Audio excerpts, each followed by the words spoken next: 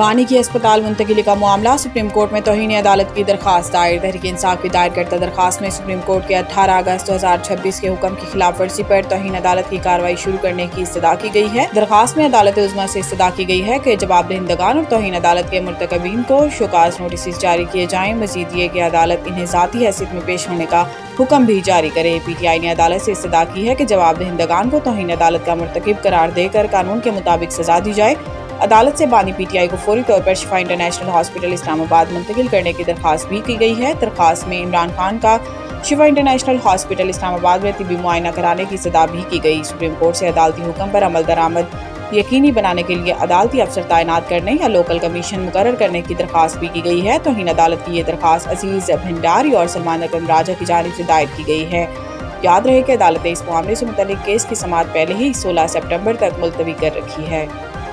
صدر زرداری سے ملائیشین وزیر داخلہ کی ملاقات، سیکیورٹی و تجارتی تعاون بڑھانے پر اتفاق۔ صدر آصف علی زرداری نے انسداد دہشت گردی اور دو طرفہ تجارت سمیت مختلف امور پر تبادلہ خیال کیا گیا۔ قانون نافذ کرنے والے اداروں اور سیکیورٹی کے شعبوں میں دونوں ممالک کے درمیان تعاون مزید مضبوط بنانے پر زور دیا۔ صدر مملکت نے کہا کہ پاکستان اور ملائیشیا کے برادرانہ تعلقات مشترکہ مذہب، ثقافت اور باہمی احترام کی مضبوط بنیادوں پر قائم ہیں۔ انہوں نے انسداد دہشت گردی، منشیات کی روک تھام اور انسانی اسمگلنگ کے خلاف مشترکہ تعاون بڑھانے کی ضرورت پر بھی زور دیا۔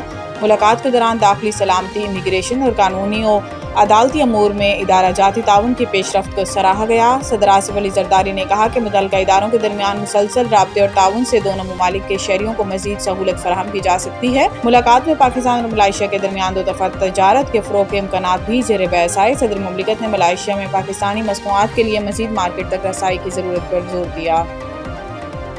ہم یہ سب پہلے بھی دیکھ چکے ہیں۔ ایران نے امریکہ کی معاشی پابندیوں کو دہشت گردی قرار دے دیا۔ ایران کے وزیر خارجہ عباس عراقچی نے کہا ہے کہ 16 سال پہلے ایران پر لگائی گئی تاریخی سب سے تباہ کن پابندیاں ناکام ہوئیں۔ 8 سال پہلے ایران پر زیادہ سے زیادہ دباؤ کی پالیسی ناکام ہوئی۔ انہوں نے کہا کہ 5 مہینے پہلے غیر مشروط ہتھیار ڈالنے کی شرط بھی ناکامی کا شکار ہوئی۔ آج ایران پر معاشی سطح پر اب تک کا سب سے کاروبار کیا گیا اس اقدام کا بھی ناکام ہونا طے ہے۔ عباس عراقچی نے کہا کہ ہم یہ سب پہلے بھی دیکھ چکے ہیں، وہی بکواس، بس کردار بدل گئے ہیں۔ اس کے علاوہ ایرانی اسپیکر باقر کالیباف نے کہا کہ ایران کو تیار ہونا ہوگا، فوج بھلے کتنی ہی طاقتور کیوں نہ ہو، عوام بھوکے ہوں تو حکومتوں کی مشکل بڑھ جاتی ہے۔ ڈیجیٹل معیشت کے لیے اہم قدم، ورچوئل اثاثہ جات کی 10 لائسنس کیٹیگریز متعارف۔ حکومت کی جانب سے 6 ماہ سے بھی کم عرصے میں ورچوئل اثاثہ جات کے لیے لائسنسنگ نظام کی تشکیل مکمل کر لی گئی ہے۔ پاکستان ورچوئل اثاثہ جات ریگولیٹری اتھارٹی نے لائسنسنگ ریگولیشنز جاری کرنے کے ساتھ پورٹل بھی فعال کر دیا ہے۔ پاکستان میں پہلے سے کام کرنے والے ورچوئل اثاثہ جات آپریٹرز لائسنس کے حصول کے لیے 5 ستمبر تک درخواست جمع کرا سکتے ہیں۔ ورچوئل اثاثہ جات ایکٹ 2026 کے تحت جاری ضوابط میں لائسنس کی 10 مختلف کیٹیگریز متعارف کرائی گئی ہیں۔ ان کیٹیگریز میں ایکسچینج، بروکر ڈیلر، ایڈوائزری، قرض دینے اور لینے کی خدمات، مائننگ اور دیگر خدمات شامل ہیں۔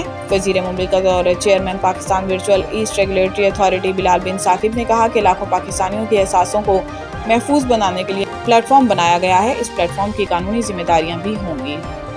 انگلینڈ سے شکست کے بعد قومی ٹیم پوائنٹس ٹیبل پر آخری نمبر پر پہنچ گئی۔ انگلینڈ کے خلاف پہلے ٹیسٹ میں شکست کے بعد قومی ٹیم ورلڈ ٹیسٹ چیمپئن شپ کی پوائنٹس ٹیبل پر ویسٹ انڈیز سے بھی نیچے چلی گئی اور 19.05 پوائنٹس کے ساتھ آخری نمبر پر پہنچ گئی۔ واضح ہے کہ انگلینڈ نے ہیڈ نکلے ٹیسٹ میں کھیل کے تیسرے دن پاکستان کو اننگز اور 103 رن سے شکست دے کر 3 میچز کی سیریز میں 1-0 کی بڑھتری حاصل کی اور اس کامیابی سے انگلینڈ نے ورلڈ ٹیسٹ چیمپئن شپ کی اہم پوائنٹس حاصل کر لیے۔ پاکستان کے لیے انگلینڈ سے شکست اس لیے بھی تشویش کا باعث ہے کہ ٹیم پہلے ہی ورلڈ ٹیسٹ چیمپئن شپ میں نچلے درجے پر موجود تھی اور انگلینڈ کے خلاف ناکامی کے بعد اس کی پوزیشن مزید خراب ہو گئی ہے۔